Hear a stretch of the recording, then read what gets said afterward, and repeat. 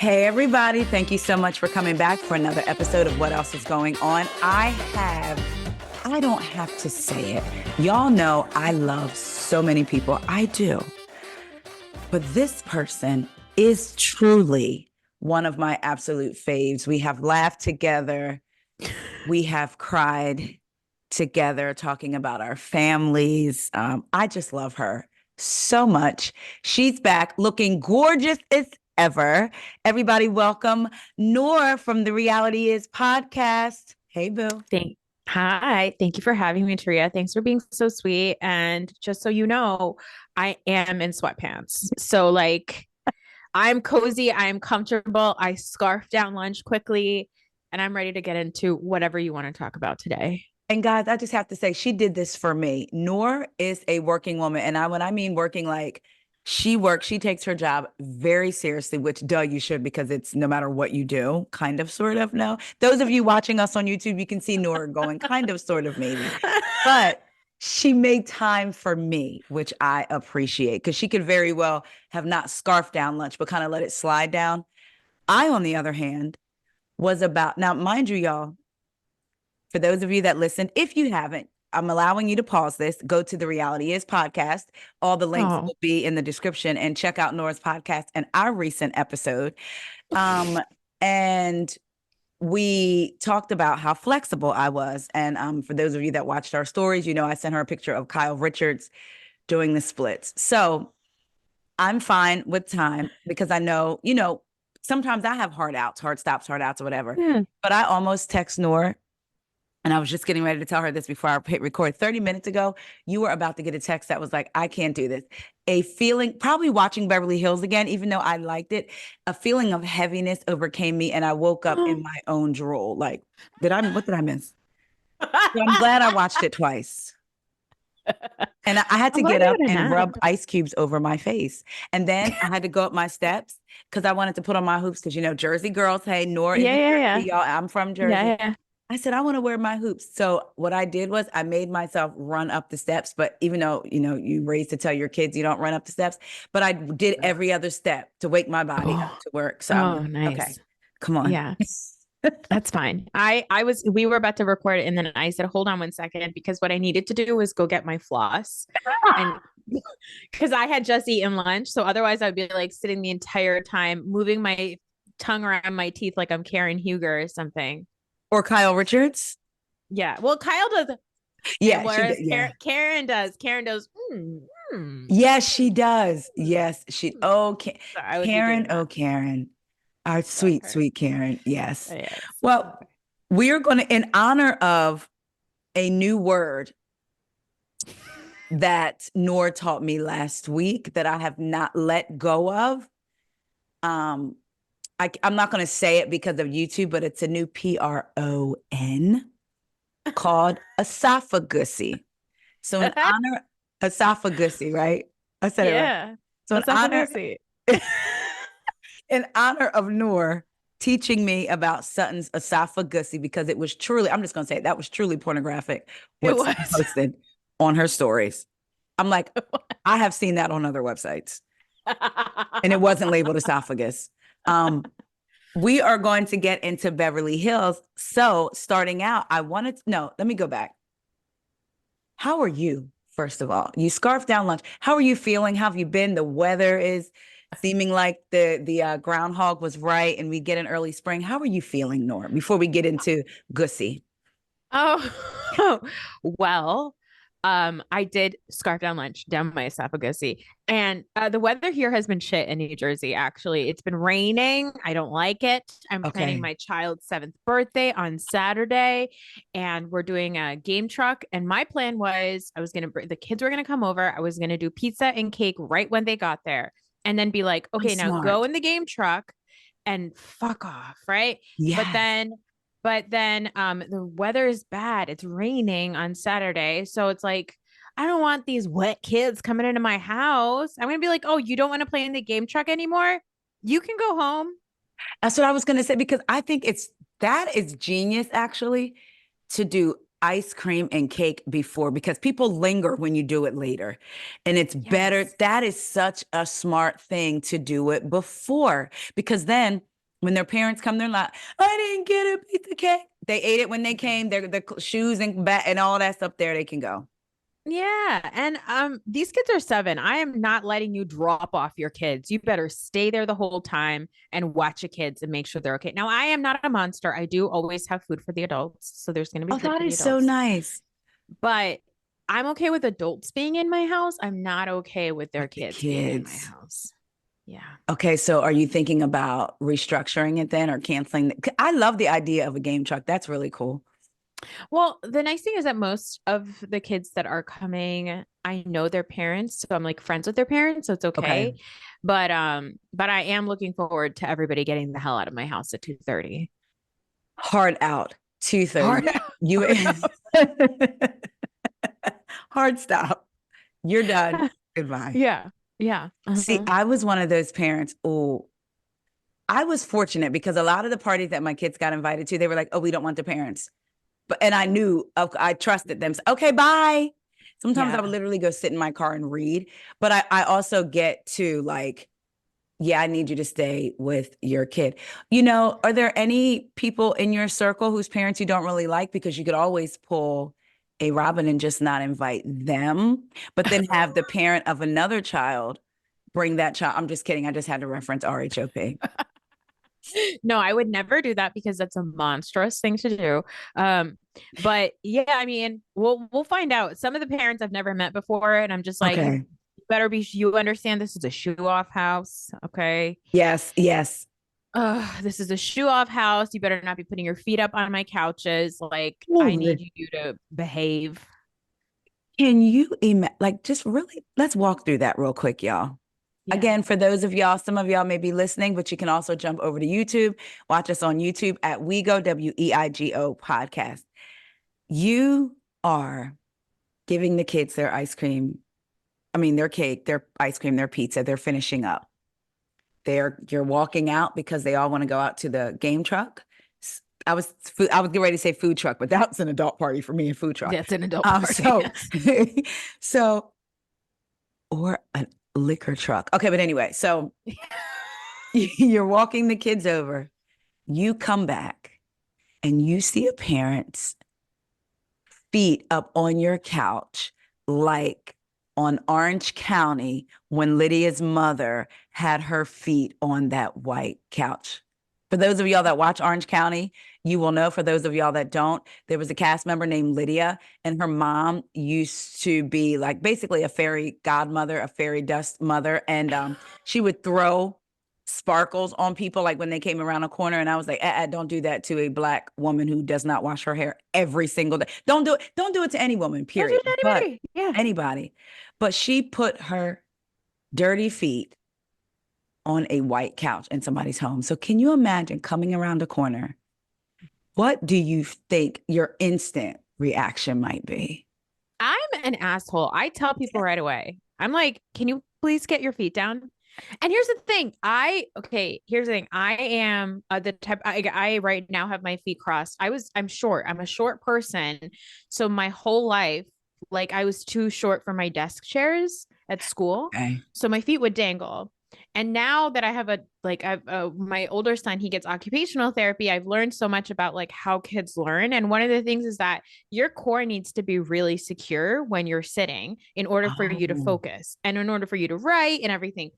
So when your feet dangle on the ground for little kids, their core is not tight because it's not stable because their feet are dangling. So I have always put my feet up under me to sit. Like I always, when I get comfortable somewhere, my shoes are off. I like to have my shoes off at places because number one, I wear socks, but two, because then I can get comfortable enough to like put my feet up.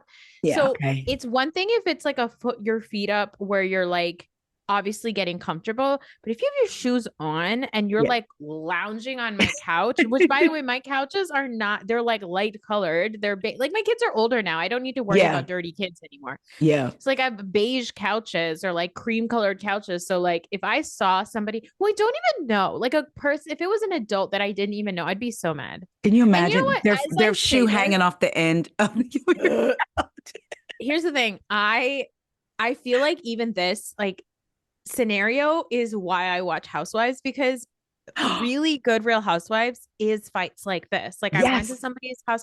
Like that's why the season that like Jackie came on Real Housewives of New Jersey was so good, because she went to Jennifer's kid's birthday and then shadily wrote an article about it, about how they were spoiled. I mean, that is so funny. But that's like that is something that would happen in real life.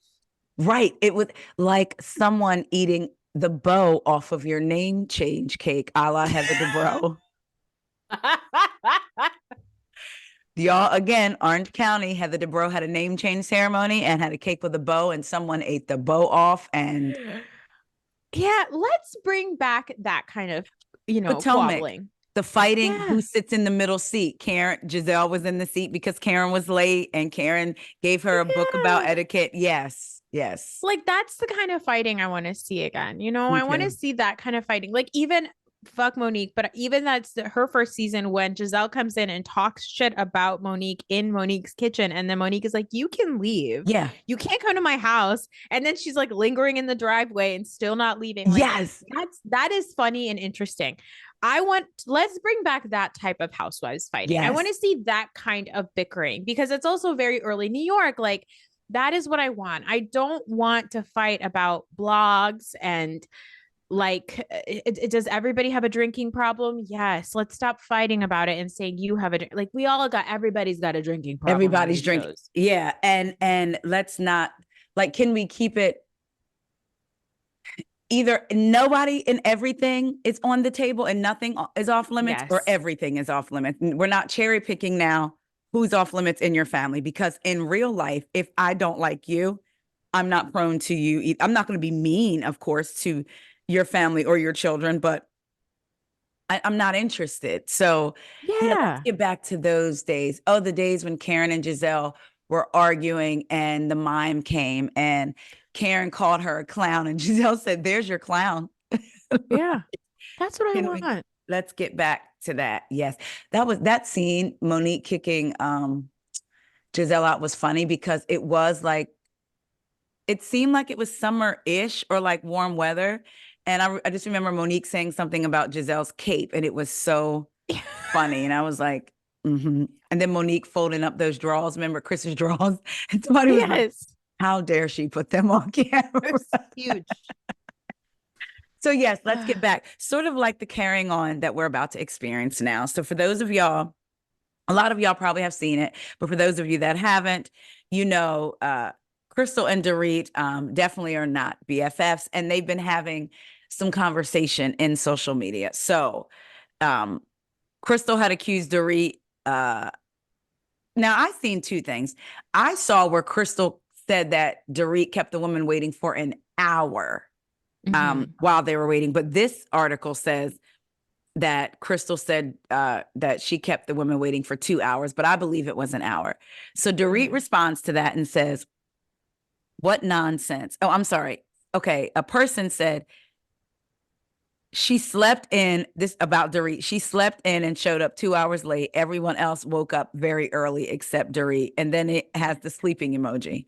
And then Dorit said, what nonsense. Our arrivals were time stamped in the first reunion episode. Crystal's claim that I was 2 hours late to set because I was doing TikToks is nothing more than another bold-faced lie out of her mouth. I'm like, who wrote this? Because I could see like one of us being like, girl, that's a bold-faced lie out of your mouth. Yeah. Rita saying that. But anyway. Yeah. The entire cast and crew know that I had an unfortunate wardrobe malfunction with my dress. The small zipper, which closes the dress, broke, and the brilliant wardrobe team that were hired had no choice but to sew me into the dress, which didn't take anywhere near 2 hours. My TikToks were filmed after the reunion. You can see it was dark outside. Crystal, this is so funny. Crystal said, "Sorry, but nope, those timestamps are wrong." And then quotes I mean, then in parentheses, love you, Bravo.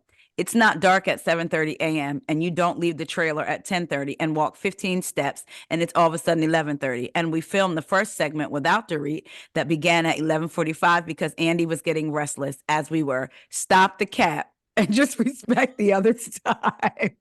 This I is said, like, come on, stop the cap.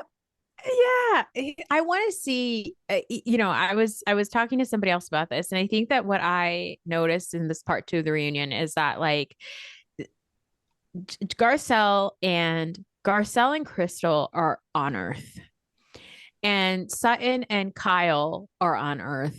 And Erica is even shockingly sometimes on Earth, but Dorit is somewhere else. Like she is not with us. And she's so long-winded. And I think the thing about Sutton, like, yes, Sutton and Dorit do very similar things. They both throw jabs at each other, they both imply things at each other, they apply things about other people, all that stuff. They all do, everybody does it. Garcelle does it to Dorit, Dorit does it to, like everybody does shady things. And I think that, it was interesting to see Garcelle being like, oh, well, whatever I was saying about the robbery, I'm not saying that you didn't it didn't happen. It's like, I get it, Garcelle, that you think that is whatever, but like, if the same way, Yes. Dorit is wrong for saying that you are attacking her, you are wrong for implying that her robbery didn't actually happen. Let's just admit it that you said a wrong thing, okay? But oh yeah. The difference is when they talk to Sutton, is that Sutton does like her little like, I'm a little lady, and she gets shady and says the name and she does all that stuff, right? But I think that when that persona is off, you can actually talk to her like a person, right? You know that when she's doing the like Southern lady thing, she's exaggerating, and that's not actually who she is. She's putting on a character. Dorit, I don't think is ever not in character, which makes me believe that is just who Dorit is. Like, Dorit shows up she shows up in this delusional way, and she expects everybody to believe how sincere she is, because in Dorit's mind, she is being sincere. This is who she is.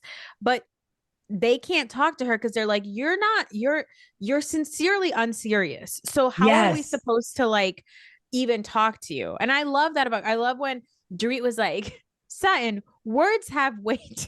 Garcelle was like, oh, really? Words have weight. Let me tell you, I think the best part of the reunion was the side commentary from all the couches. I was just like, oh, this is amazing. Especially at the end when they talked about Tom Girardi jumping ahead.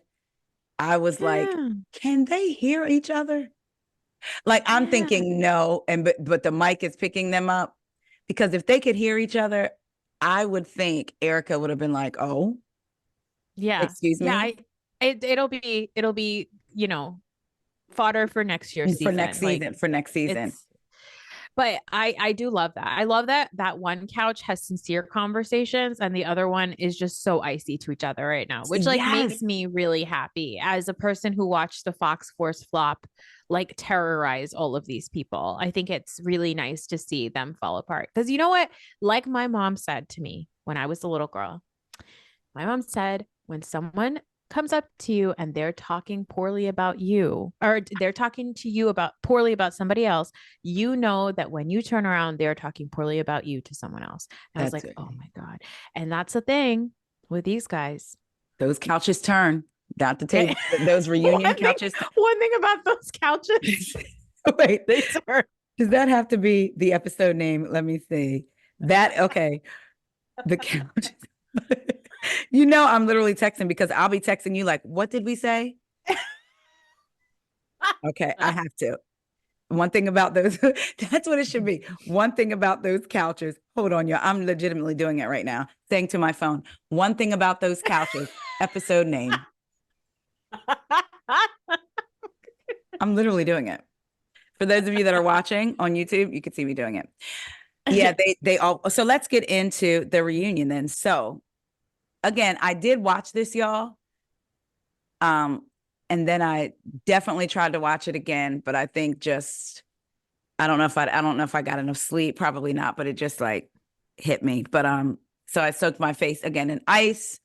That helps. Ran up the steps. Oh, and then I took my, what is it? Centrium, 1 a day women's metabolism. They don't sell them in all the stores right now, but they're actually really good. So I did that. So I'm good. So we start out, because I started out taking really good notes, and then somewhere along the line, just lost it. So Yeah. Kyle and Dorit talk about the Kathy situation at the previous reunion. What do you think about that? Because I'm still flabbergasted that Kyle, we see you say, don't insert yourself now, back last year because she didn't speak up on your behalf.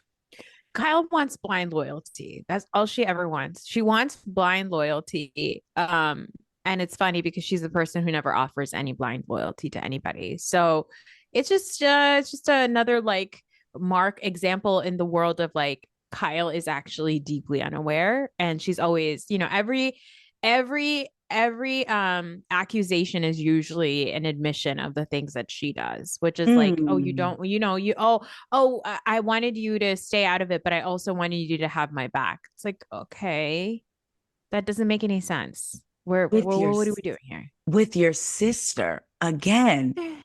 Yeah. Who's No, stepping in that?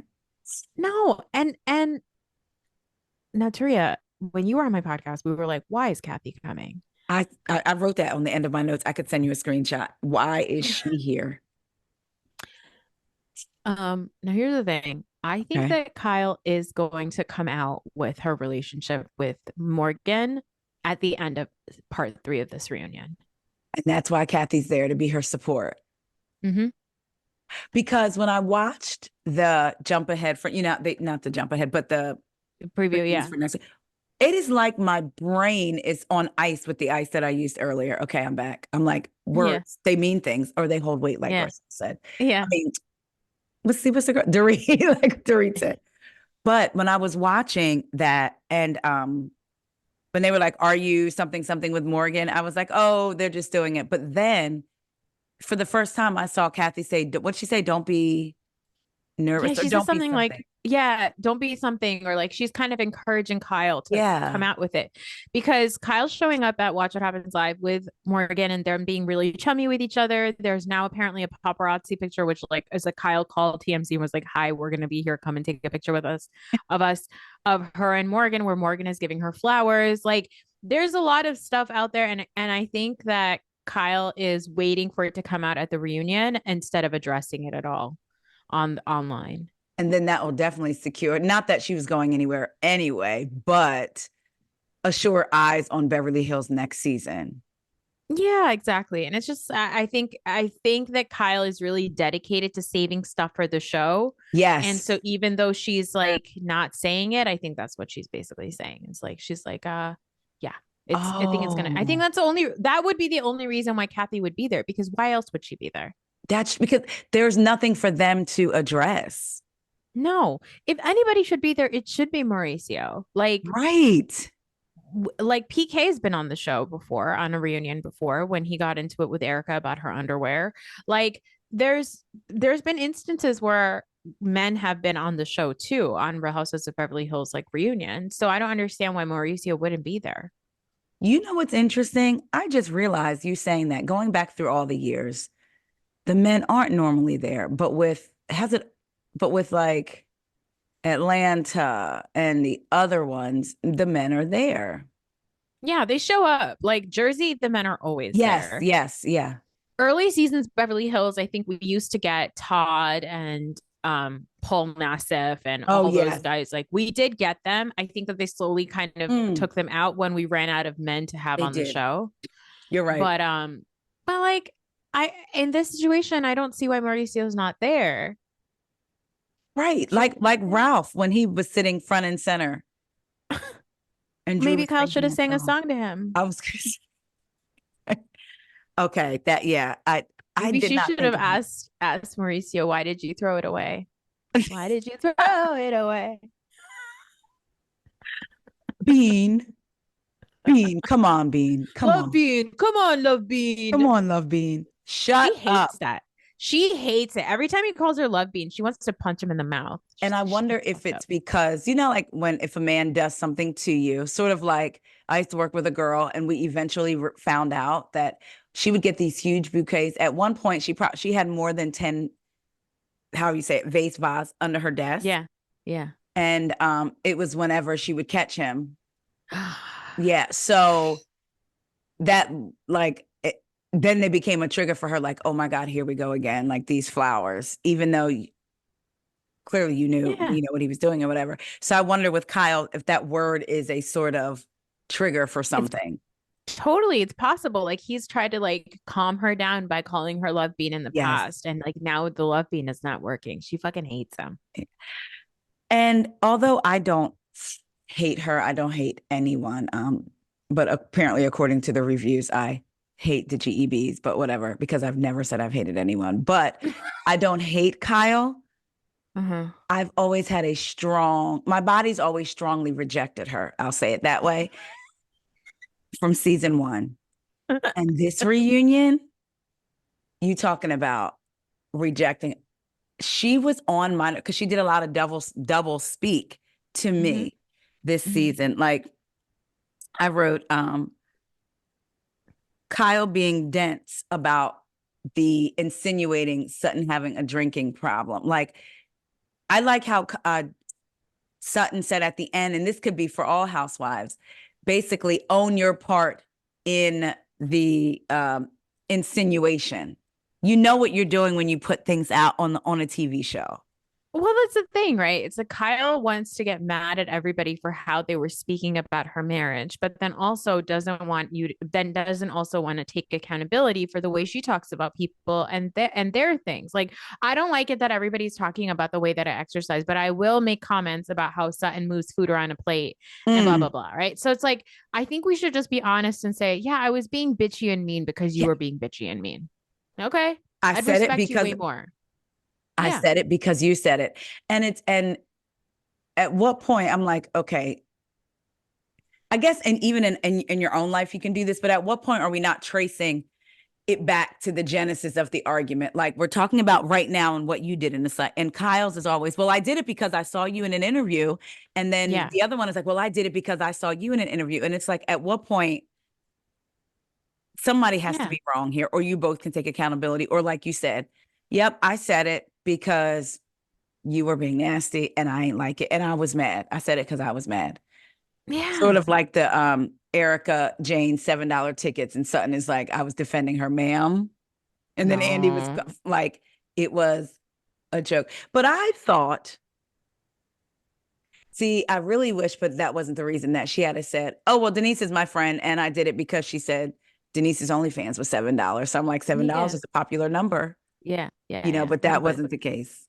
but it was because it was $7. Carcass out. You insinuated. Okay.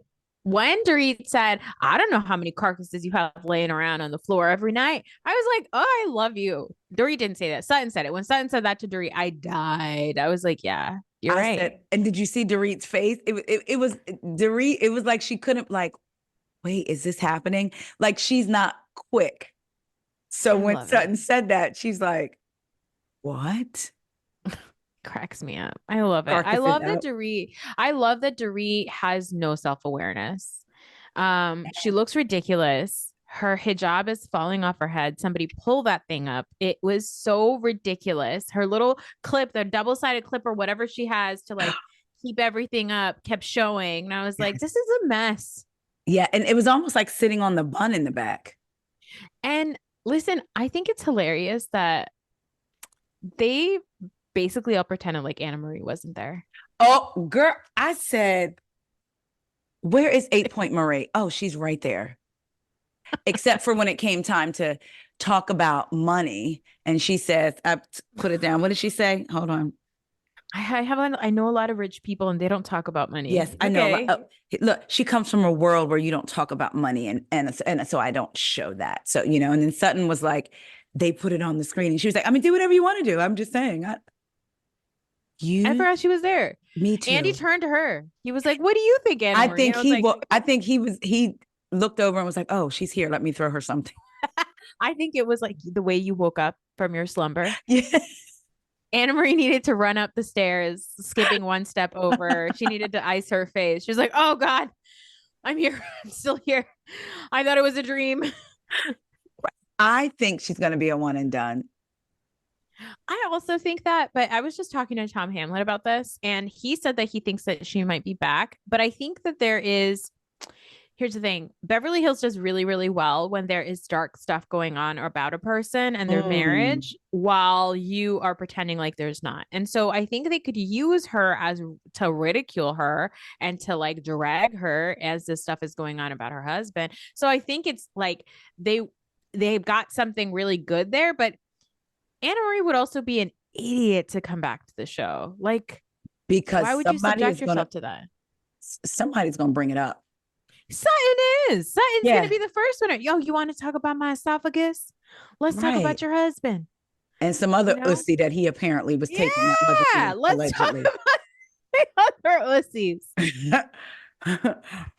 You're right. It would definitely be. And because I felt like when Amor, I don't know what happened.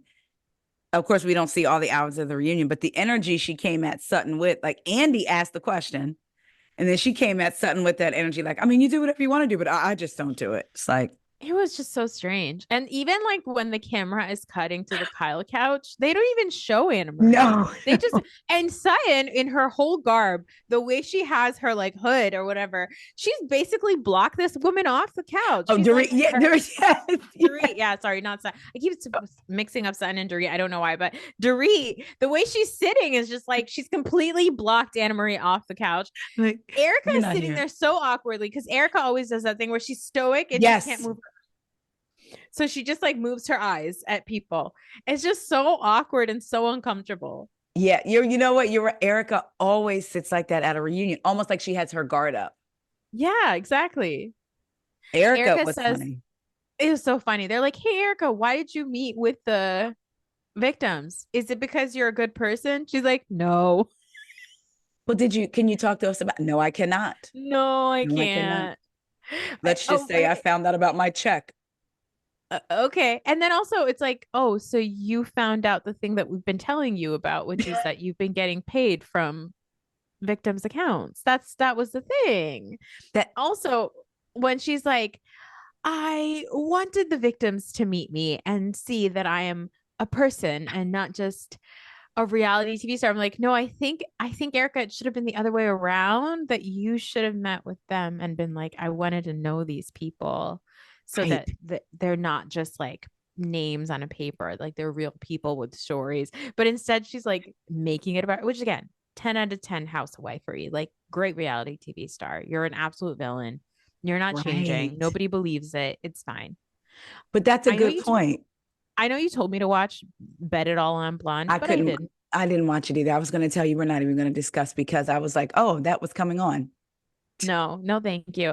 I would rather watch, it's like 3 episodes. I'd rather Yeah. watch Karen Huger's 3 episode family reunion show or In whatever that Surrey. was. The best. It was so good. I'll throw it on. Like, I think it's so good. It's so Really? So funny. you enjoyed it? I enjoyed it because it was so unserious. It was Oh, like, but right. there were some parts of it that were really like moving, like her finding out about her genealogy and Oh, how yes. the farm came to them and how her, great great grandmother was like a slave in that house and everything Yeah. like that. I And now think they it's own the farm. Yeah. amazing. Yeah, I think it's really cool. But at the same time, it's so funny to me that like the entire show was built on like, oh, there's no, who's gonna get the farm? Nobody knows who's gonna get the farm. Or there's no will. And then the show just ends abruptly with like Valerie being like, no, there's a will. Like there's paperwork. It's fine. There's After all paperwork. of You're good. that. But when I say all of that, it's 30-minute episodes. It's Okay. three So, okay. 30-minute episodes. Okay. It is a quick afternoon. There are Love is Blind episodes right now that are out that are longer than Then Karen's Karen's little spinoff. it was a commercial. Isn't that what Portia called her a commercial? It was a commercial. It was a commercial. It was a commercial. commercial of a TV show. It really was. I may have to, even though I may have to check it out. Now, can we talk about being a showman?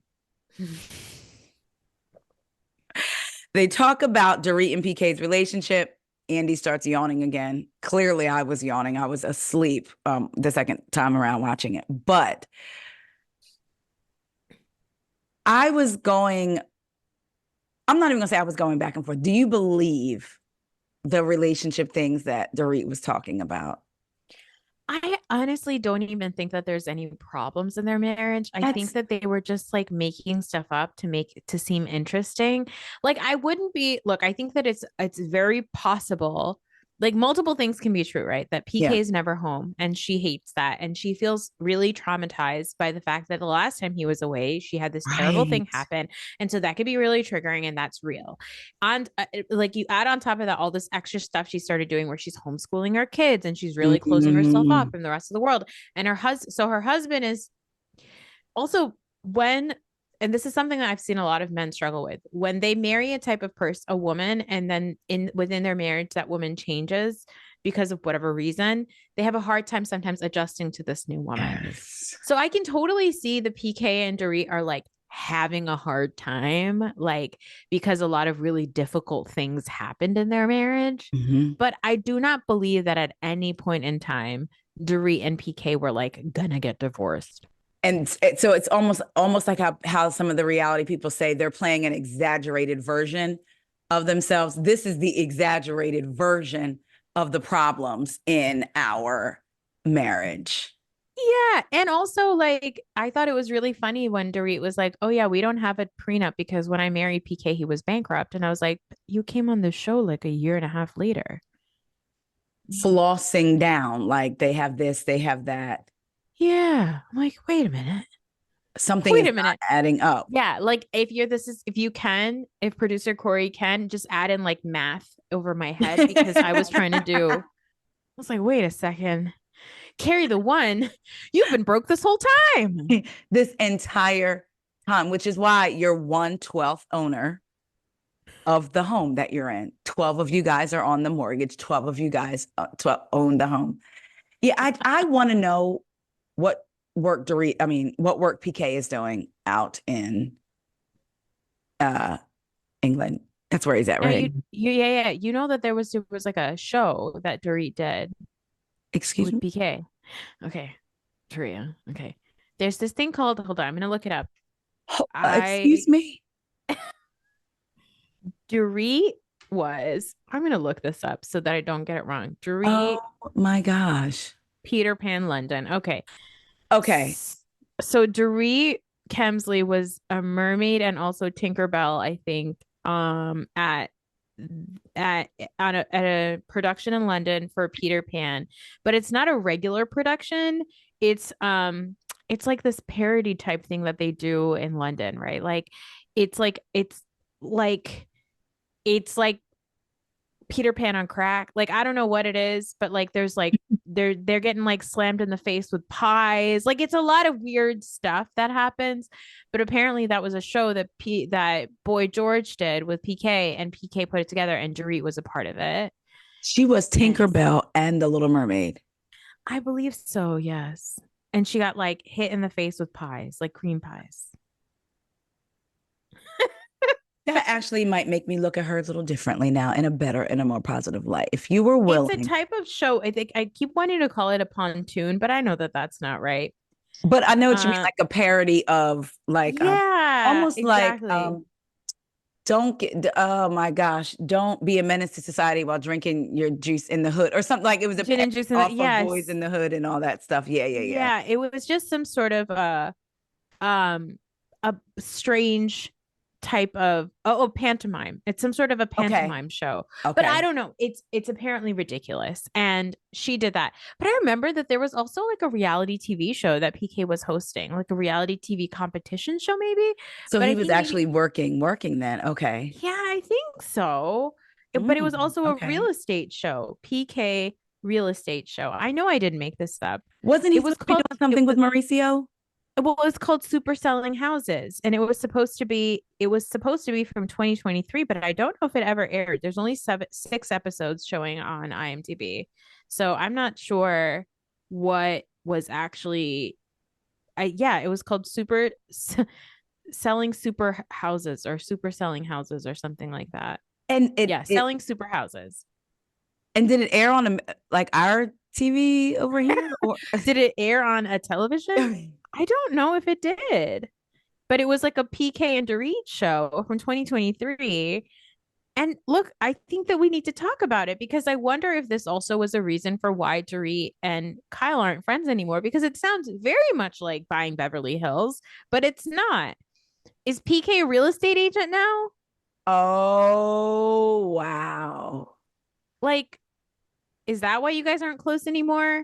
Is that why you were originally friends because you were going to make the show? Like, what is going on? That is a good point because I thought I had read rumors about PK and Mauricio doing a real estate type show. Maybe it was just PK. For whatever reason, my brain added Mauricio. But now you saying this, selling super houses or super selling houses sounds a lot Yeah. like buying Beverly Hills.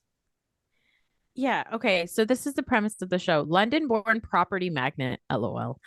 Paul Kemsley, nicknamed PK, has returned from Beverly Hills to London with one mission in mind: to take over the capital's super prime property market with the help of some new agents.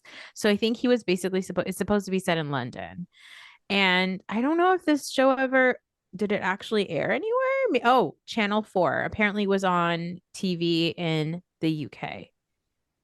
So I guess that's what he was doing because this is from Oh, 2023. and but But couldn't say. couldn't say maybe because of, Yes. But then even still, if that is a thing, then it still seems manufactured because you know that he's you know what I mean? It's like you know the reason. yeah, and also it's like, girl, who's gonna pay for your house? Somebody's got to make that The money's got to because one 12 twelfth of of the y'all mortgage note. gonna say some all 12 of y'all aren't paying for the mortgage. So I think it's just y'all two paying for the mortgage. So who's got to make the payment? Well, speaking of, then we get into what we spoke about earlier, Garcelle's comment about Dorit's robbery and jewelry. Now, I will say, I've seen different commentary online, and people were saying that Garcelle just said what everyone's thinking. While I understand that, because I agree, Yes. we all know there are some things that maybe should be kitchen table slash pillow talk. Now, even though Garcelle said it in that moment, is when I think maybe she should have taken her own advice to Dorit, because I flipped. I agreed with Dorit earlier and not necessarily Garcelle when Kyle and Dorit were talking, and Dorit was trying to defend herself like, no, wait, that's not what it was. And Garcelle says, can you ever just say I'm sorry? Yes. I agreed with Garcelle, but there are some instances when you like, no, I need to set the record straight. So Yeah. like that's different. And I think it's fair in that situation, right? Because what Kyle is doing when she accuses Dorit of that is saying that you were a bad friend, Yeah. right? And what Dorit is saying is you put me in a position where I had no other choice of how to move because you had already shut me down. And I think Right. it's fair to defend yourself. I think that Garcelle is doing the exact same thing, and Garcelle gives her a if I upset you, then I apologize apology, which was like kind of fucked up. Like what Garcelle said about Dorit's robbery is mean. Like it's not nice. There's no like, and I love you, Garcelle, but like that is absolutely fucked up for you to say.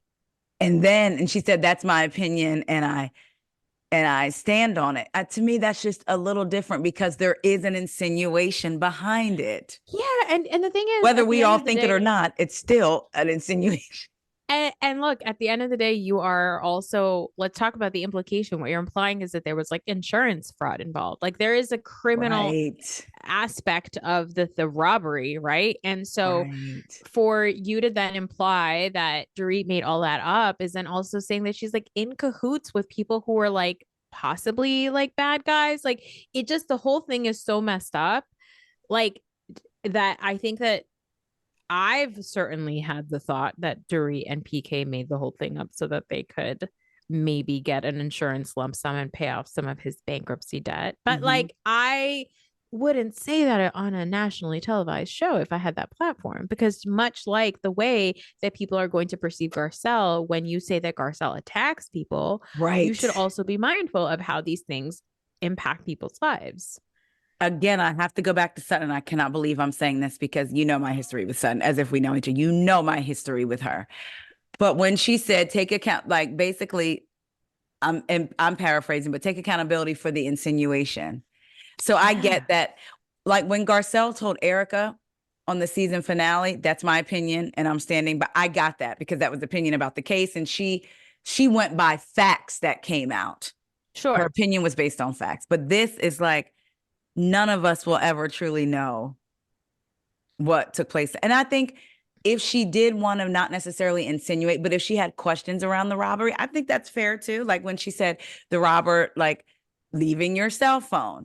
I Yeah. get the question about that, but when they showed the jewelry comment, and then it was kind of like ooh, that was kind of like I wish she just had said, you know what, I'm sorry, and left it. Yeah. Not if that upset her. I think ultimately Garcelle is petty, which I love. And I think that she's like just the same way that Dorit is incapable of listening to me, I will be incapable of listening Yes, to you. and at least on Garcelle's part, it's a conscious decision versus Dorit. That's just who It's she. unconscious. Yeah, exactly. Yes, correct. That was definitely interesting. So let's get after we do all that. Then there was a point in time where I think everything faded to black, and I think that's when I fell asleep. But I do remember. Again, y'all, I did watch it twice. No, but I'm trying to pick out some of the things that stuck out to me at the reunion, and I want you to do Yeah. the same thing. Yeah. So I think that for me, I really enjoyed just watching Crystal just say a couple of words on the side and be fantastic. And be I think she's beautiful really and good. fantastic. Mm-hmm. Yeah, I think that also I do think it's messed up when Kyle I want to talk a little bit about Kyle's like obsession with she says something about what makes you think you're so entitled to know about what's going on in my Oh, life, which is so rich. Because here's the thing. Kyle does this thing where she says to people like let's take for example the Magic Mike situation. Sutton has a meltdown at Magic Mike and she steps out and she's obviously having a fit, but she's like, this is what's going on. Kyle can never take just that for an answer. She's like, no, but really, what's going on? Like, are you being open? Like, are you being open? Are you being real? Like, really, is that what it is? Are you sure? It's not that big of a deal. Like, what is it? What is it? let's What is be it? What is it? honest. Yeah. So she does that to everything. If I was to not eat carbs tomorrow, she'd be like, why? What's going on? Why aren't you eating carbs? Why don't you talk to me about it? Blah, blah, blah. Like she would be so invasive and act as if she is entitled to people's personal lives. So it's funny that she expects to say what she says and then for people to be like, okay, that's it. I guess that's it. That's all that's going on with Kyle. No follow-up questions. Like what makes you think that you are entitled, Kyle, to the same grace that you don't give people? Yes. And you participate in the conversation. When it was about Dorit saying that Sutton and her vodka in the morning, Kyle then says before 10 a.m., that's participating you're egging it on so so somebody can say more. We know what you're doing. Exactly. We weren't born yesterday. Like, we know what's going on. We've been on this show for a really long time. For her to sit there and be like, I sent my kids to school and, they graduated like, and my sisters were on the show and my family's falling apart. And it's like, yes. So here's the thing, Kyle. Yes, you have shown these things happen. But what you're not doing is talking about the reasons why these things are happening. Yes. What is a reason for why you and your sisters fell out? Because you don't always tell us the whole truth. What is really going on, right? Like, I do agree that early on seasons, the relationship between Kyle and Kim was truly one of the most compelling parts of the show. And it is always interesting and all that kind of stuff. But as far as her family is concerned, we don't know anything about her family and why she and Mauricio are getting divorced. We still don't know. So there's that part of it. And also, like, they never quite ask her a lot of questions about Morgan. Like, they never say, like, what is the Morgan situation? Like, what's going on? Which is where it led me to next episode is going to be when she actually comes out with it. Okay. I can see. Oh, now I'm ready for next week because I can see that. Something you said about Kyle never telling us the reason. I feel like if the reason doesn't paint her as the victim, she's not going to tell us. The issues with her and her sister always puts herself in the victim role. The issue with her and Sutton, she's put in or her and the ladies this season in her marriage, she's put in the victim role. So she'll let us know those things because I'm the victim. These are things that are happening to me. That's what I feel like. And I think that maybe the reason why she's not opening up to Mauricio about, or not opening up about her marriage and why it's falling apart, is because in this situation, she's not the victim. Mm-hmm.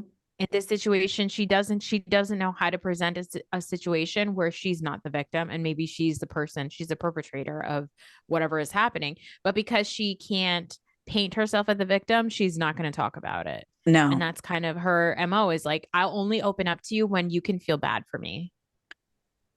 that and when she told Dorit, I thought we were good enough friends where you would call me off camera. The Yeah. nerve of you when you've been pushing this narrative. I said the same person who you accused of stretching out your friendship with, now you're telling that person, I thought we were good enough friends to call me off camera. But that's not Yeah. being honest either then. So what you're telling us, what we always knew about manipulating or deciding, and I'm sure all of them do it, but you purport yourself to be this beacon of honesty on the Real Housewives of Beverly Hills. Now you're saying, well, I didn't expect you to ask me questions like that on camera. So then And when would we also, have talked about it?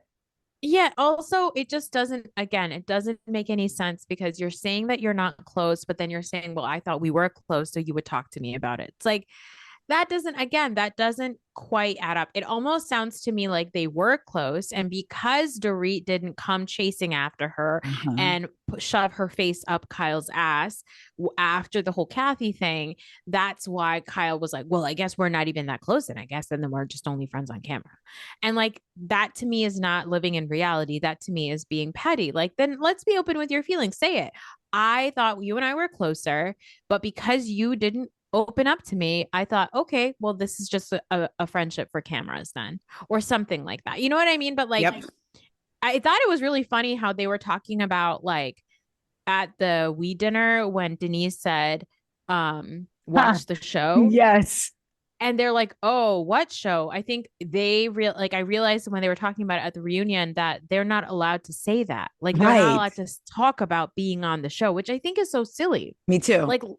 Like, let's not do that. Show me the production. Like, I'm not stupid. I know that Right. there's cameras here. And that's why we liked Ultimate Girls Trip, because we saw Yes, behind the curtain, the wizard behind the curtain. exactly. Yeah, I So liked let's show those parts. Yeah. with the Dorit thing. I liked when Dorit, I felt like she was being honest and she kind of backed Kyle in a corner, and then Kyle didn't make sense trying to get out of it. She was like, when I'm going through something, I pull away and I'm alone. And Dorit said, but you're not. PK and Mo are Yeah. best friends. So I know, I do believe Dorit's feelings were really hurt. I know when Yeah. you're going on vacation. I know. I didn't say I'm sitting alone in the dark. You said you back away and you're alone. But then if you, Nor, were to tell me, if we're friends and we're talking and our husbands are close, and then all of a sudden I'm not talking to you, or because notice Dorit said, when she said, wouldn't you try to call me? Dorit said, I did call you. That part wasn't addressed. And so I'm Mhm. trying to call you, Nor, you're not picking up, but then I see you out with Kendrick and Amanda and Yeah. everybody. And I'm Yeah. like, well, wait a minute. They're taking trips together, and or even if it was with a group of friends of yours that I didn't know. But if we're close, I would be like, well, wait a minute, what's going on? Especially if my husband is saying, because I could hear maybe PK saying, oh, have you heard from Kyle? Because she's gone out with such and such. Mo told me. Yeah. Yeah. I think that what Kyle means when she says, when I get upset, I pull back. I think what she's saying is, I pulled back from you. Yes. And she doesn't say that. She speaks vaguely, enough for somebody like Dorit to get like confused. And then Yes. she's like, she doesn't have to deal with it. You know what I mean? Like, it's like if she had said, yeah, I didn't, I pulled back because I couldn't deal with this friendship anymore. I felt hurt, and so I pulled back. It's like, then again, Kyle, take ownership of the fact that you didn't do Right. your part to mend your friendship with Dorit. Yep. And it would force her to actually address the problem where she's not the clear cut victim in the scenario. And also, when Andy's like, so do you guys feel good about this? And Kyle's like, yeah, I feel great. And Dorit's like, no, I don't feel good. Like, what? No. And I she's was like, like, good oh, for you, Dorit. Like, tell the yeah. truth. Yeah, exactly. But the Then only reason Kyle felt good is because Kyle was able to paint herself as the victim in the situation and she felt like she won. And it helps her, the Dorit over talks and she's long yes, winded and all that. Kyle is gonna like giggle on the side with Andy and like roll her eyes with Andy to make fun of her because Kyle's not a nice person. Like she is. that's her best friend, but she will make fun of you because she Yeah. also thinks those things. As long as, and also I think that when it comes to Dorit, she doesn't have a use for Dorit anymore. Right, because Lisa Vanderpump's no longer on the show. Like she doesn't Yeah. have a use for her to a go against or a puppet. She doesn't have, and even Erica was like, Kyle felt like she was alone. She felt like she was all alone. How good of a friend are you then? I'm just saying because they're really, she's saying Erica has been a good friend to me since when? Because you're Yeah. painting it as Dorit was not your good friend either. Like, so, It's so strange. It's so strange. I would love my dream is that Lisa Vanderpump comes back, becomes friends with ooh, Dorit, and takes down Kyle. can you imagine? I would love Throw that. me, throw me to the wolves and I'll come back leading the pack or something like that. What was really funny about that is that she never came back. Like that was a really great tagline, but like Yes, you didn't come back. right. That was really right. Um, oh, if she came back. Oh, I mean, she's back by way of Kyle talking about Because her. yeah, because Kyle won't stop talking about her. Like you brought her up 3 times on this show now. Like, go away from us with this Apollo. What I really loved was Crystal saying it seems all of it was funny, even Erica's response. So Crystal says it seems strange for Tom to be able to be competent enough to stand trial because the standard survival rate, basically from diagnosis to basically not surviving, I'm paraphrasing, is Yeah. 9 years. And at this point, he would be very far progressed. And then, I'm sorry. Oh, see, I took the note twice. And she said, it seems strange to me. And then Eric, instead of talking directly to Crystal, says, I don't know what Crystal is saying. She's saying, if she's saying he's faking it, just say that.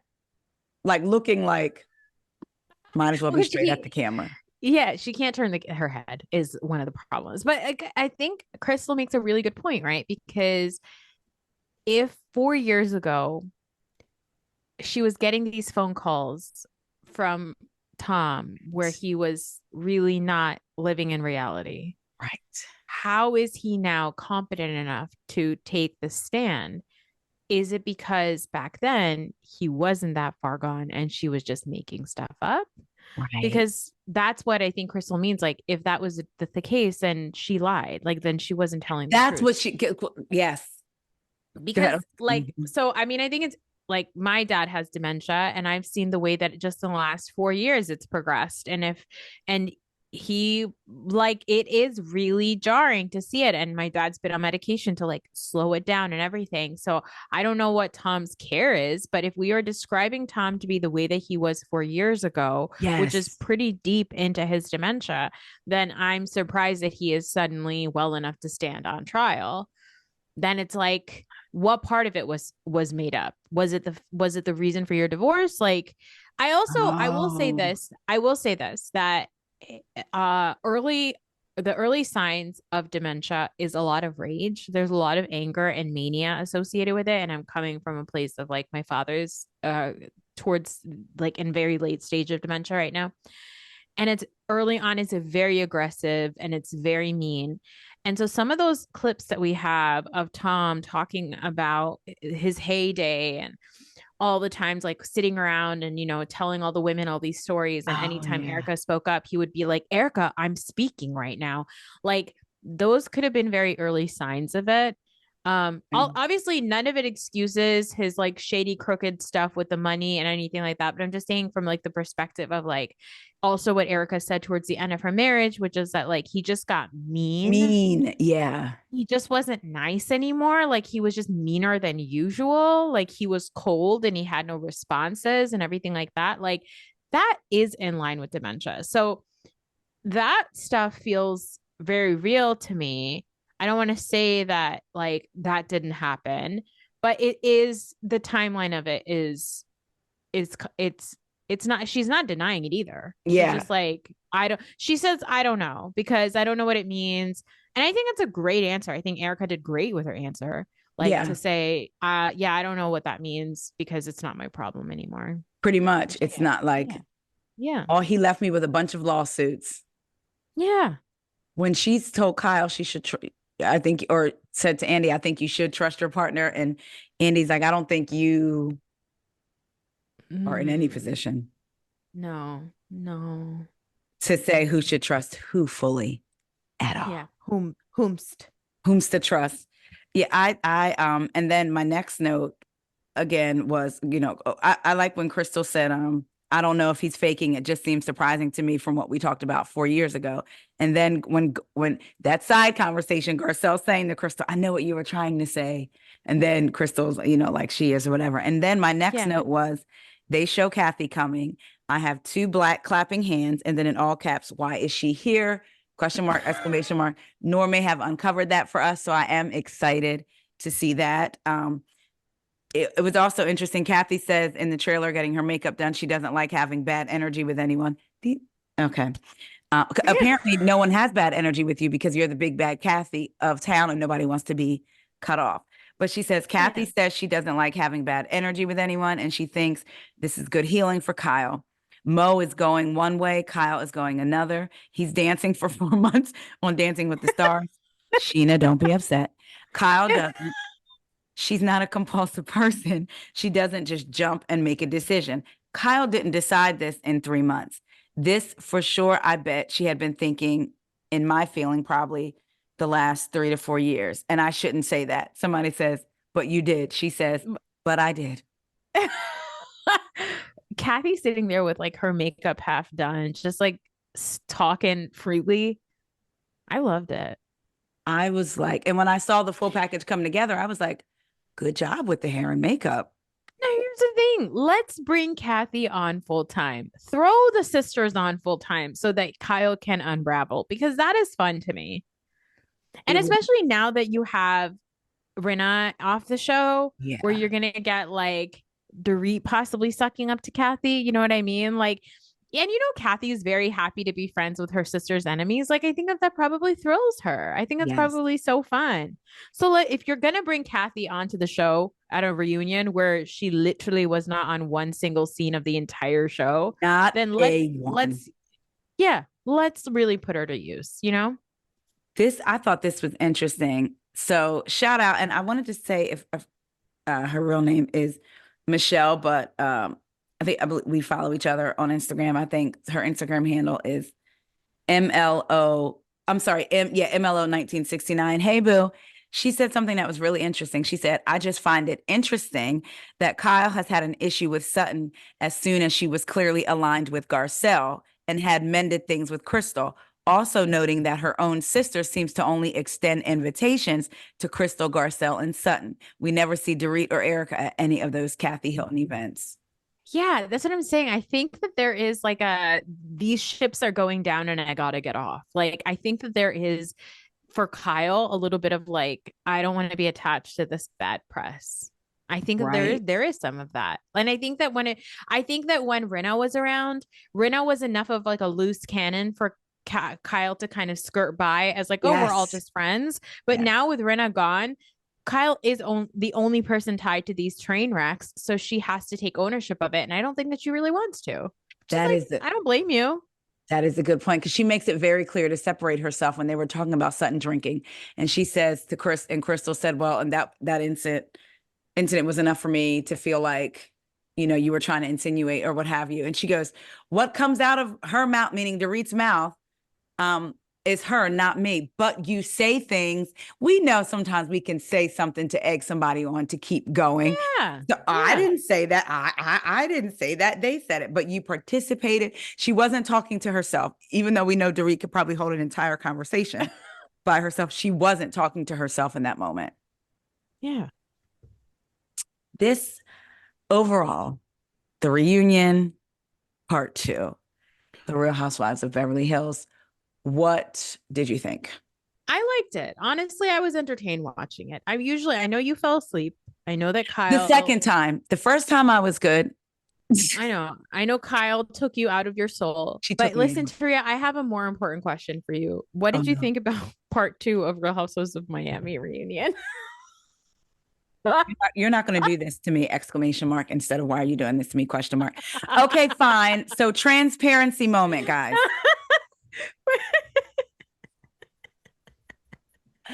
Okay. The transparency moment, because we're friends, I'm going to take ownership. I was on the Reality Is podcast, which is also on YouTube under the Reality Is podcast, right? Yeah. And we were talking about housewives and things. Yeah. Miami was one of the franchises that we talked about, y'all.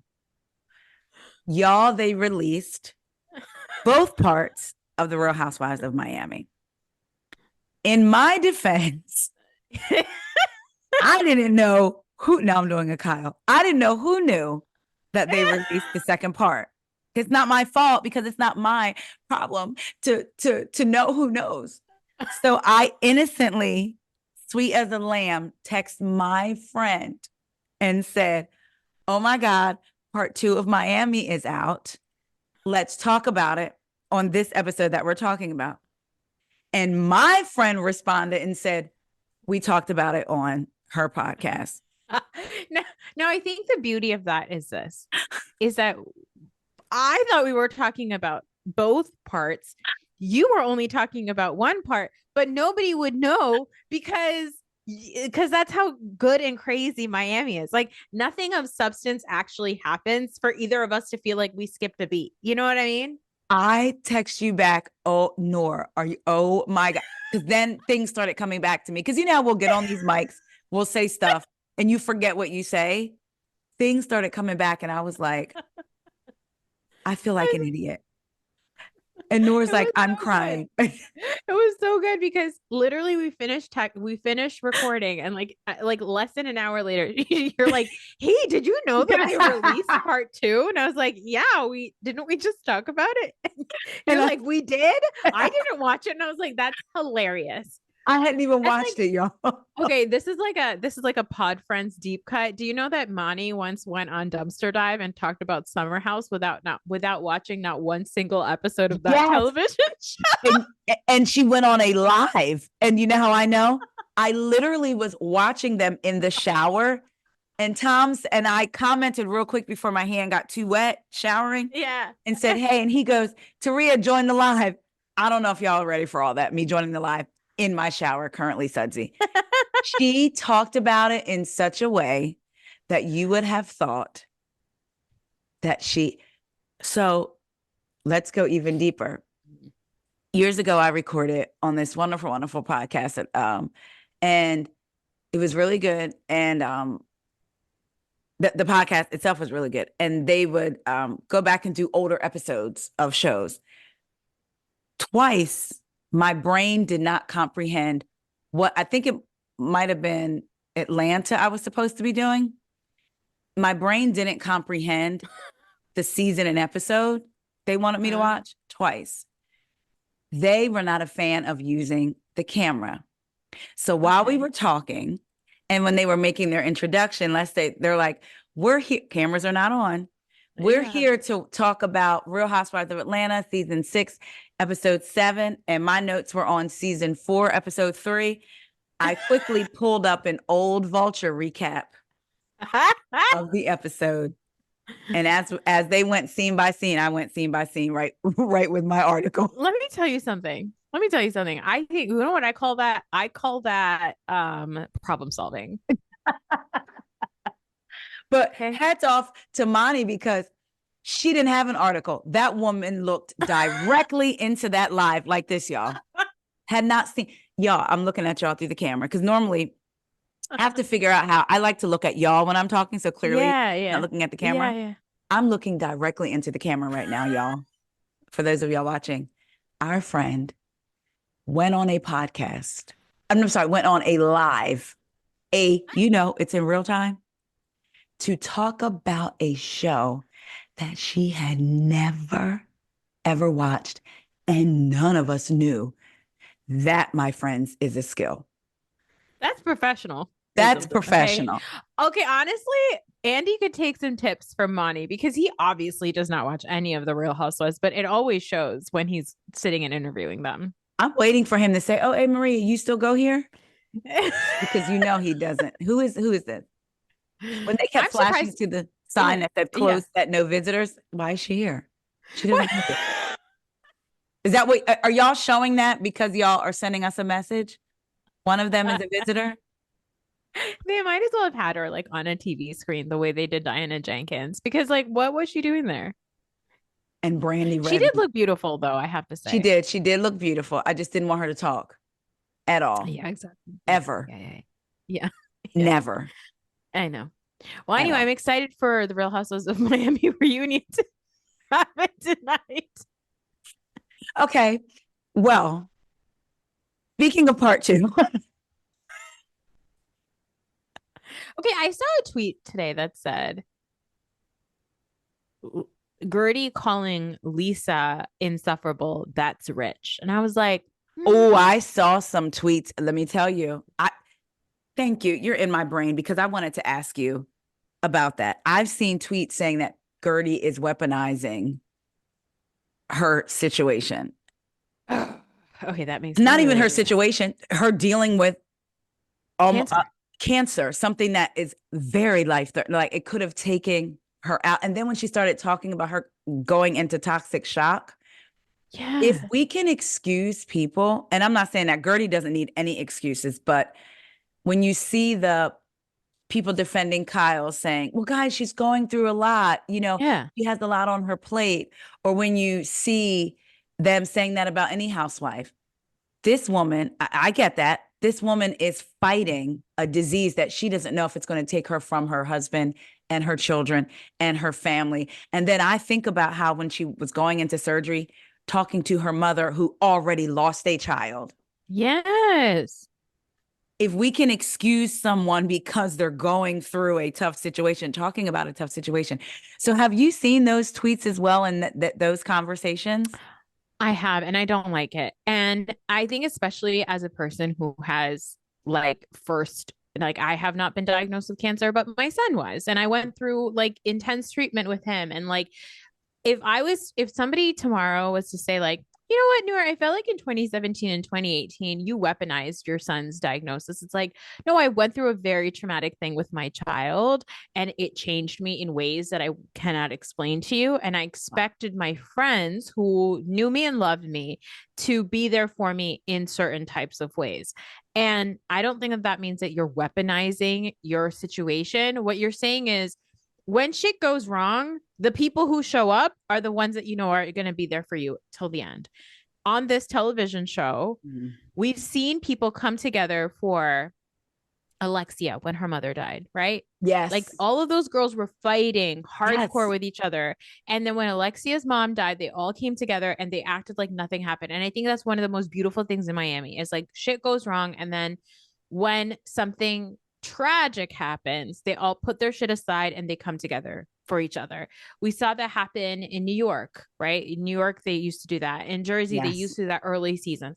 But like, that's the thing that bothers me about how it's being handled here and how people are responding to it. It's like, it's almost people who say stuff like that, like, this isn't fun. Like, stop talking about it. Like, that's annoying. To me, that tells me you're not mature enough to deal with hard things. You want to watch these shows and be like, I just want to have fun. But these are also the same people that are like, oh, well, Ramona's problematic. Oh, well, at least she's fun. So you think some parts of some things that are uncomfortable are tolerable, but other things that are uncomfortable are not. Like, I just think that that's bullshit. I think that that speaks to somebody's emotional immaturity if they're not able to handle somebody like Gertie going through what she went through. Like, and this is real life. Is Gertie like over the top? Yeah, but she talks the way she's talking about cancer. She talks that way about like a sandwich that she ate. Like she's just a really. This is exactly how Gertie talks. Like she just talks that way. Yes, so expression, like, full of energy. I don't think that she is using she's talking about cancer differently than she would talk about anything else in her life. No. And I think that the whole you told somebody I bit you, I could see where she was coming from, meaning we had this beautiful moment. I thought we were all laughing, joking, and then you talk about it on your podcast. From what I remember, did I listen to that clip? From what I remember, I don't know if it was necessarily presented in that light. So even though she didn't say Gertie's name, if it were me, and again, it was me and one of my friends who we were having a very rough time, but then we bonded to the point where I thought I could put my lips on you, I guess. And then I hear you talking about it on your podcast in a way that is not the way that it was intended. Like, oh my God, we're having this bonding moment or whatever. Yeah. It's like, okay, I can see if I could, especially with everything that Gertie was dealing with. Here I am having a moment of relief, a moment of fun, a moment of not thinking about this. And then you're talking about this on a podcast as if I did it to hurt you. Unless I'm wrong, that's the sense I got of how Larsa talked about it. Again, I can't remember if I listened to that clip because Lord knows I don't want to hear any more of Larsa's voice than I have to. Speaking of, I got to jump to this real quick. The nerve of, as Kendrick says, Larsa, Pippen, Jordan, and he names all these. The nerve of you to then want Gertie to talk about the disproportionate way that breast cancer affects Black women. If you don't get out of my face. This is the thing about Larsa that is so annoying to me is like, Larsa, I know that you know better. Like, you obviously know better. Because when she brought that up, I was like, oh yeah, Larsa, great point. But then also, if you know that, why are you reacting to Gertie having cancer so like passively? If you understand the way that breast cancer, any kind of cancer diagnosis affects Black women disproportionately, if you know that, why would you react that way? And when they did the when they did the flashback to the way she reacted when Gertie told her, I would have given it to her. And not meaning, not that I agree, but her response was, oh my gosh, how do you know? If then, when we get back at the reunion, she said, Gertie, I am so sorry. Honestly, I was thrown off. My brain wasn't even computing. I'm so sorry that my response wasn't a better one for somebody who I considered my friend. Yeah, I mean, Larsa has a sort of similar thing as Kyle, right? Where she's always the victim of certain situations. She's the one that's suffering because she even when she tells everybody that Gertie has cancer, she's like, guys, I had a really hard day today. Gertie has cancer. It's like, wait a minute, why is your day hard because Gertie has cancer? That makes no sense at all. Like, that's the thing with Larsa is like, she does these types of like absurd like things that where you're like, no, you literally only care about yourself. Like that's literally the only thing that you care about. And even in that whole situation with the biting, I think what it was that they both agreed that they would not talk about each other on public platforms. Yes. That is where they left it off. And the first thing that she does when she comes back from Mexico is makes a joke about getting bit. And they're like, who bit you? And she goes, let's just say the fakest person in the group. So you're talking about Gertie again because now you're saying she's the fakest person in the group. Like, you literally forgot that you did that. And then she's like, no, I did it because I was hurting because it really hurt. Yes. And then she's like, no, it was a joke. It's like, which one was it? Which Larsa? One was it? Just say I was being a shady bitch. Yeah, that's all you had to say. I'm glad you brought that up. She gave different reasons of why she said it. It just kept changing. The reason kept changing and like none of it made any sense. But again, Larsa Pippen is unfortunately for the women that have to work with her, but fortunately for us, a great reality TV star. Because she lives in a land of delusion. Now, I have something that I don't want to say, but in trying to keep it honest, and I want those, of course, Noor, I want you to tell me what you think. And then for those of you listening, and watching, I need y'all to tell me what y'all think. I love me some Dr. Nicole Martin, hands down. I love her down. Yeah. I do believe that, and I don't like to use the word jealous because I hate when people reduce things. Like I saw a comment somebody made. Somebody made a comment that they didn't like a housewife, like maybe Teresa or something. And somebody was like, "Oh, you're just jealous." What? Like they don't even know them. But it stuck out to me when part one on the reunion. By the way, for those of you that don't know, because this is going to come out Friday after part three is out, I'm consciously talking about part two. Yes. But Yes. On the part one reunion, when they're doing their introductions and somebody called Alexia a Barbie or something, and Yeah. she says apparently not anymore and points to Nicole because people have been calling Nicole the Barbie. I think Yeah. there's the undercurrent of something there with Alexia and Nicole, which is why she can't move past it. Now, in saying all that and saying that I'm firmly on Nicole's side, when we talk about the Anna situation, yes, Adriana brought Anna for reasons so she could go after Alexia's finances. Dr. Nicole saying she didn't know the extent because she spoke to Anna and Anna said they were all good because they did a charity event together in 2020. Yeah. And then it was 2021 or 22 when they sat at the reunion and you Yep. said Anna. So at that part, I was like, I don't think that Dr. Nicole set it up, but I do think she knew Anna coming might not necessarily be the most welcome, but I don't think she knew the extent of like what Alexia was trying to do. I mean, It's like, Adriana, what Adriana was trying yeah. to do. Yeah, I agree. I think that she knew that Anna was a bad person, even if it was Adriana who came in with the scheme with the Yeah. bullshit, right? So I think that I totally agree with you. It's like I love you, Nicole, but like just own it that you are friends with her. You invited a person. Like she knew that Anna and Alexia had beef. Mm-hmm. So when Adriana says, "I'm gonna bring Anna," my first response would be, wait, are Anna and Alexia fighting? Because you know what? I'm trying to have a nice lunch. Yeah. Now, the other flip side of the coin is Nicole Ding, ding, thought, ding, I'm ding, having ding. an event and I'm about to have an explosive party and it's going to Yes. show up during my Mamacita lunch and I'm going to be there. And Yes. my event is going to be the thing that, so And I'm it's not going to like, be involved in the drama, she thought. she thought exactly. So she thought that it was just going to be this thing that happens at an event that she throws. But what Alexia was expecting as a real life friend to Nicole is when a shady person shows up, I expect you to not think through the lens of the cameras. And I want you Right. to step in for me. Which, I think is like a reasonable ask. Yeah.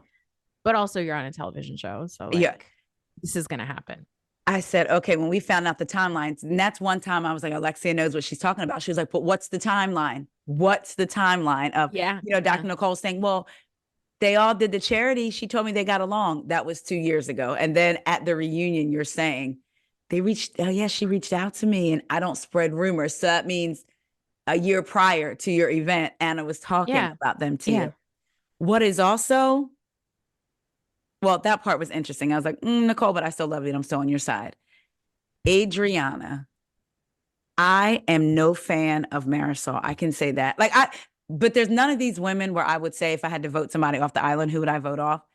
Maybe Larsa. But then again, at the same time, probably not because I like when they leave her looking silly. But Adriana, when Marisol was like, my mother died on Mother's Day, and she kept saying, but it wasn't the real day. I wanted to reach through my TV and shake her. In the words of Abby Lee Miller, are you an idiot? No, that's the thing about Adriana that drives me crazy. And she keeps saying, it wasn't real Mother's Day. It wasn't real Mother's Day. It wasn't real. And Andy's like, we heard you. Yes, We heard you. Yes. That is one of those things where that actually makes you want to put hands on somebody. The arguing back and forth, but it's like that little, my finger, I'm not touching you. Yeah. I'm not touching you. Yeah. Oh, I wanted to scream. I loved it because Marisol didn't even get a chance to like fully cry about it. She just started screaming. She was like, it was on Mother's when my mother died. Like she just like she didn't even, it was so good. Yeah, she didn't even get to. And then And for Adriana to sit there, very cool. Like you said, it wasn't the real Mother's Day. She's such a bitch. Like, Such a monster. oh She's well, such a monster. oh well. And then when she got up and gave Nicole the rose.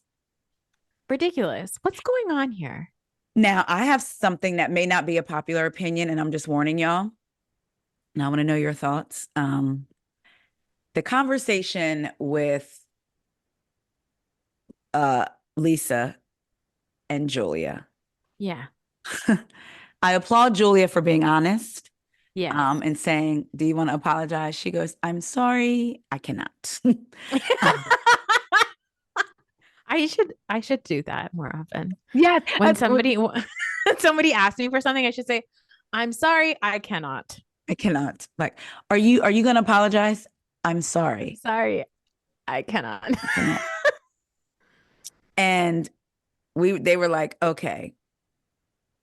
Julia goes in the back and says, "I don't want this for the audience. It's okay for the viewers, but I don't want this for the I don't want this to do this in front of the girls. I know all the crew is here watching. I don't want to do this in front of the girls.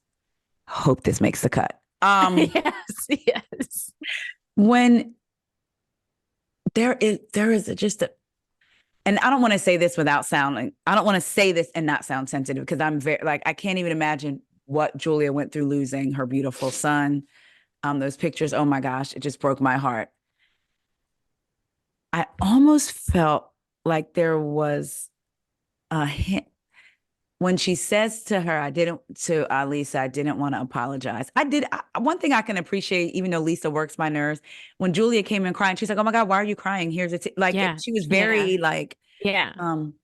So then Julia starts giving a Dorit type explanation. Let's be real. And she's telling her everything. And then she's saying the pictures that she got. So then she does this response, and "I'm really sorry." A part of me kind of felt like if Lisa was at any way, right, like they were both responsible, but Lisa, you no longer now are allowed to have a defense or allowed to have a say because of the information that Julia just presented to you. So it's like, Well, you see what I'm trying to say? Yeah, I get what you're saying. I also think that Julia was reacting to something that Lisa never said.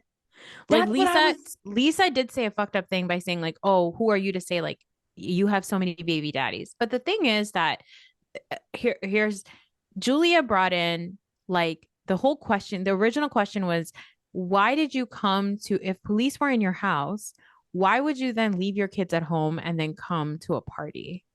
That's weird. Julia says that to Lisa. And Lisa's like, "How dare you question the kind of parent I am when you have so many baby daddies?" So the issue here that we're talking about is your child's safety, the safety of your children.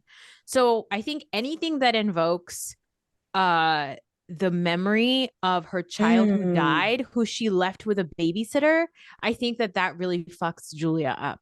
Okay. I don't think that that's what Lisa was saying. I think what Lisa said was messed up. The thing about you have so many baby daddies, like Lisa says a lot of really, in the words of Heavenly, low down, dirty things. Yes. Like she says really, really loaded things that mean a lot of stuff and they're really nasty. But I don't think that that's what Lisa meant when she was talking about that. So when Julia reacted the way that she reacted and she went online and she reposted that thing and all that stuff, I understood where she was coming from because it triggered for her a memory of the fact that her child died not in her care. And so I think that's why it's so related to each other. But what I think is so funny is that like Lisa doesn't get it. Like Lisa is like, Julia's like, so my father sent me this and I started crying. And Lisa goes, "He didn't know. He had no idea. It's okay. Yes. He didn't know." And I'm like, no, that's not why she's upset. Wait, no, right. Like that. No, like, and Julia's like, yeah, like he wouldn't have known. They look so similar or whatever. And Lisa's like, yeah, he had no idea. And I'm like, Lisa's totally missing the point about like why Julia is bringing this up. Right. But that's also why like Lisa is so easy to like. Lisa is somebody who will quickly get over it and accept your apology because she doesn't want to use her brain very much. Yes, yeah, she is one that can move forward.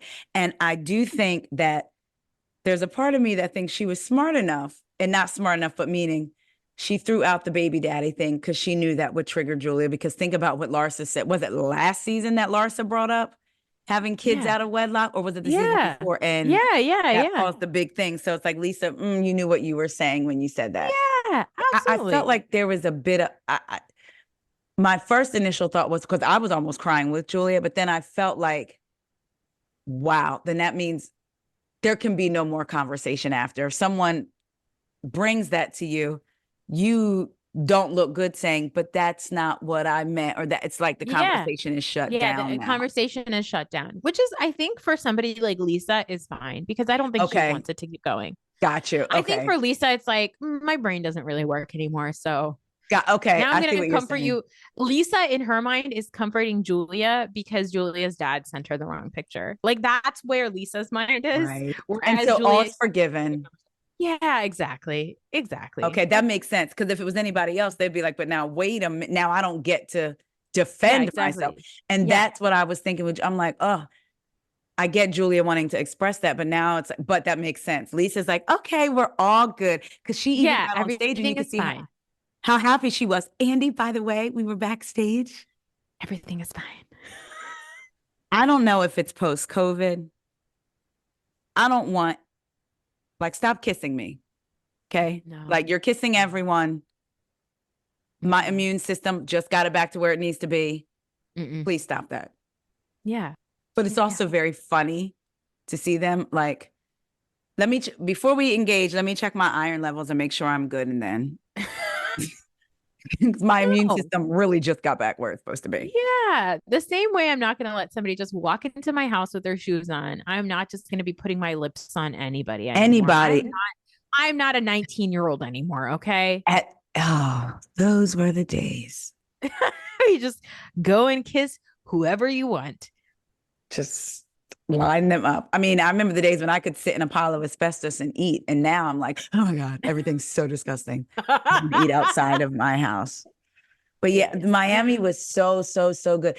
Speaking of how you can't talk about the show on the show, the last episode of Miami, when they cheers, Kiki was like, maybe I can get him on. So she mentioned getting a mojito since that's what Yeah, they she was hold. And like, I was finally, like, I can have a mojito. I know. I was yes, like, yes, give it to Kiki, please. Although, honestly, if they did nothing, like maybe we pay Kiki mojito dollars. yes, Because like I think that we're fine. The cast is perfect as it is. yes, Don't ever change the Miami cast. It's perfect. because I don't want Kiki to get a they get a wine glass or a mojito or a peach, and then they feel like they have to do more instead of doing the Just being things that got you yourself. there in the first place. Yeah, like Yeah, a Marlo. exactly. Yeah. Yeah, So exactly. I wonder about that. But I wonder whatever. Remember when Luann was a friend of, and I think she ended up making more as a friend of because Oh, she was so heavily featured. Wasn't that the season about Tom? And whatever her rate was, that yeah. it was in some articles or something, but she ended up making a lot of Oh, money. So I wonder, just like Marlo all those years, when she was consistently on, I wonder if it was more beneficial for her. But sometimes the title means more to these ladies. it does. Yeah, It does. anyway. Because then the other women don't get to say, like, well, you're just a friend of, like, Right. you're not even a real housewife. Part of Okay. me wonders, is Adriana doing all this to get a mojito? But Adriana was always pretty extra. I feel like Adriana really thought she was going to get her mojito this year because we saw that therapy scene that she went through. And I was like, I think Yes. that Adriana could have gotten a mojito, but I think because Adriana is not allowed to talk about her Her, ex-husband and her kid, yeah. that's what keeps her off the show. And Marisol's not talking about her marriage, not marriage too much. Why, Girl. to me, you can't get an ironclad prenup? No, I think it's hilarious that she's like, we're not really married. It's not a real marriage. I just Yeah. Like, we got married in a foreign country and never filled out the paperwork. Like, okay, then what are you doing going to Scotland and then to renew. also renewing? What vows need to be renewed? Now, I will say this, that sometimes people can get married without some sort of a legal binding situation and just be like, we are spiritually married in front of whatever. Mhm. And to that, I say, whatever floats your boat. Yeah. But then for somebody who has so many opinions about other people's relationships, There we if go. somebody else did that, Marisol would have like ripped into them. You know what I mean? So Right. that's why it's annoying. Yeah. Yeah. Do you think, based off of your feelings watching the show, sometimes you see online chatter, do you think there is any truth to Alexis and Todd and money issues? Like, do you think there could Oh, be a hint of it? 100%. Okay. I think that guy is so shady. He's got like Northeast shady dude energy. He's from He's like a gross guy from Staten Island who like moved to Miami. Like I don't believe anyway. Apparently he said that he doesn't the reason why they don't own a house is because he thinks renting is a better idea than owning a property. And he went on this like whole TikTok to talk about it. And I get it. I'm sure that there's reasons, whatever. I don't care, but I think that that's what's really funny about Alexia is that like no, Mm-hmm. Todd was barely on the show, Alexia. Todd Yes. was barely on the show. You guys had to move your apartment in like the middle of the night. Like you left like refugees. It was just weird, the abruptness of it all. So it is strange. And also because Todd stopped showing up and filming with the group. Yes. And she's saying this was the only place we could find. I want you to finish that sentence within your budget because if money Yeah. is not an object, I truly feel like they could have found something because that is and like you said, I don't care if you rent or because when people used to tell me before we bought a home, renting is throwing your money away. So I would say, if I bought a house, am I going to have a mortgage? Yes. Okay. Is there anywhere I can live for free? Like basically, I'm going to have to pay for where I live. So it's not throwing money away. And people can pay a mortgage, but can you pay everything else that comes along with the mortgage? So if you want to, I'm all for doing whatever. Exactly. Whatever keeps food on your table and a roof over your head. I really Yeah. don't care. But I But think that Alexia again, cares. exactly. Alexia is a person that cares. That's why, like, I also think what's fucked up is Alexia's always said she has her own money and she has her Yes. own businesses. So if you have your own money and you have your own businesses, why can't you buy your own place? I mean, is the nail shop a laundromat, if you know what I mean? I mean, listen, the nail shop is definitely perhaps taking bills and running them through a quick wash, if you know what I mean. Yes. Because, yeah. Okay. That's what I Yeah. thought. Yeah. Okay. Um, Peter is just gross to me.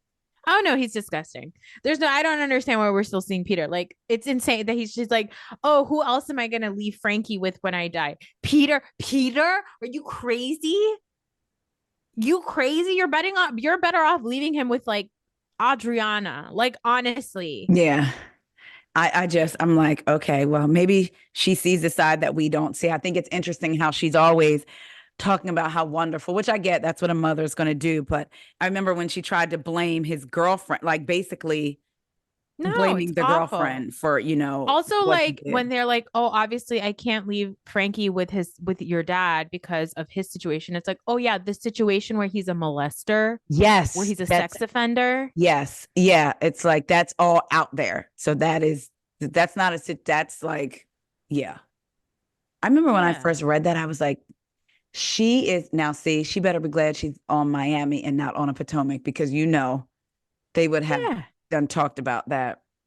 Yeah. Yeah, but Miami is good. I'm gonna miss it when it goes off. I wonder how soon because I think I know I forget the reunion. Like they've been done filming clearly for a while once we've Yeah. seen the reunion. So then when they pick back up filming, it's like, oh my God, they don't get a break, but they may have already gotten a break. Yeah. They've been on break for a while. Did Yeah. you see that Gertie's planning Nicole's baby shower? I'm wondering if that's going to be a part of the show or if that, I mean, she says, because I listened to Gertie's interview on Carlos King and she said, Nicole is my best friend, blah, blah, blah. So I wonder if Yeah. it's going to be on the show or just for their, what have you. But Who I hope, knows? Who yeah, knows? But I look forward to it because me I too. love both of them. Me too. And I hope all the ladies return. Don't add any, don't take any away. Yes. Yeah, there is that. So we consciously talked about the Real Housewives of Miami, episode 2 of the reunion. I made you do it. I was consciously here. Like I was actually really here. I have not watched the episode yet, but I just have to ask you this. I did see the clip, kind of sort of. And by clip, I mean I saw the meme. Um, Sheena Mm-hmm. and Dancing with the Stars, her commentary Mm-hmm.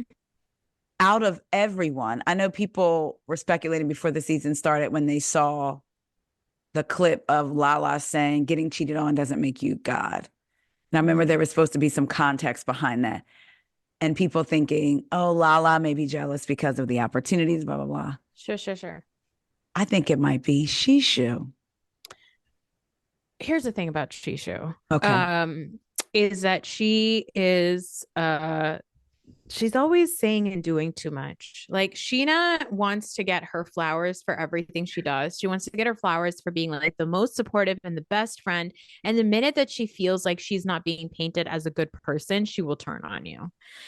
And she will get nasty. So like Sheena's one of those people that's like, well, I met somebody and I didn't say their baby was ugly, so like I should get a pat on the back for that. You know what I mean? It's like, Right. no, but you still did call their baby ugly by saying that you didn't call their baby ugly. You're still bringing it up. You know what I mean? So Right. I was happy for her, even though I wanted, I also wanted Dancing with the Stars. I'm a good friend. It's like, no, you're not a good friend because you're still bringing it up.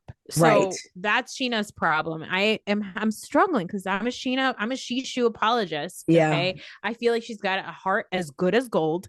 I think she is so sweet, but she is a very insecure child. Yeah. The way And this has become about her. And she loves to do things where she has I think Katie, I saw a clip from the after show. Katie said this about Sheena. She said Katie has this, or she said Sheena has this thing about like male validation. Where she often feels like she needs to have, and I think Ariana said that Ariana said, if somebody was to tell me I don't fuck with you, you're not my friend, I don't care about you, Yeah. I would say we're done. But Sheena is the kind of person that will then make that person change their mind. She won't be okay until that person can change their mind and she can win them over. Right. And so I think that's the way that Sheena's mind works, is like, how can I win Tom over? How can I win over somebody who I know doesn't deserve me, but somebody who should be grateful for me in my existence? Right. And I think even Tom saying like, oh, I really appreciated like Sheena let me sit with her.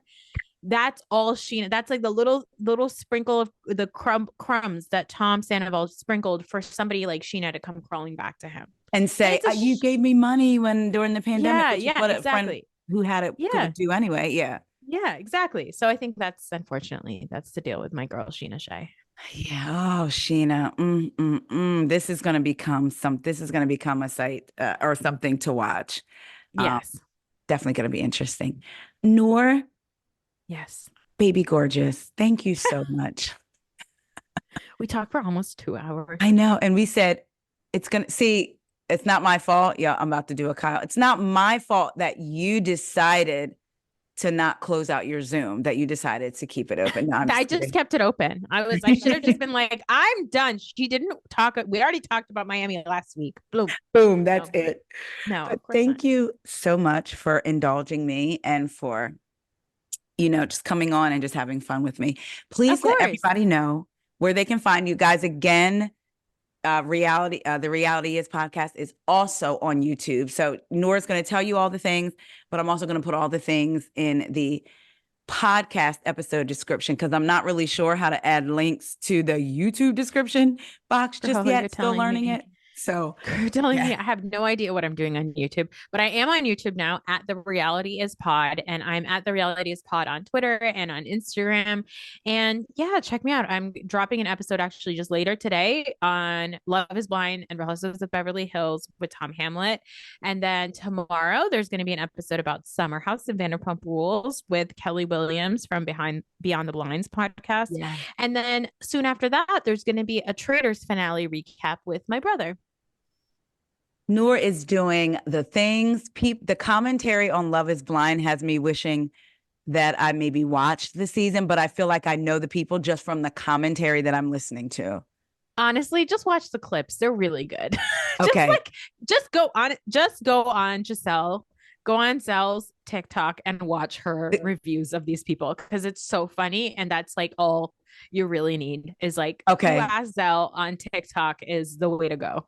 Because I feel like I know some of the players. You know, I know the Megan Foxes of Love is Blind. I know the ADs of Love is Blind. Like I know Oh my God. the Yes. players. So, okay, so I'm going to check out Zelle. Hey, Bill, if you're listening, checking out Zelle. Y'all, thank y'all so much for hanging out with us. We had a good time. I just want to thank all of you guys again. For those of you who subscribe to the podcast, thank you. For those of you who subscribe to the YouTube, thank you.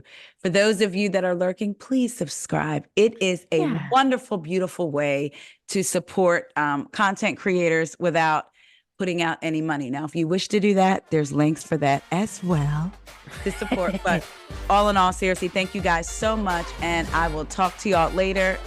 I was going to say I'm going to drop a video later today, but then that would be tomorrow. So, and who knows if that's going to happen. So I love y'all and we will talk to y'all later. Bye, y'all. Bye.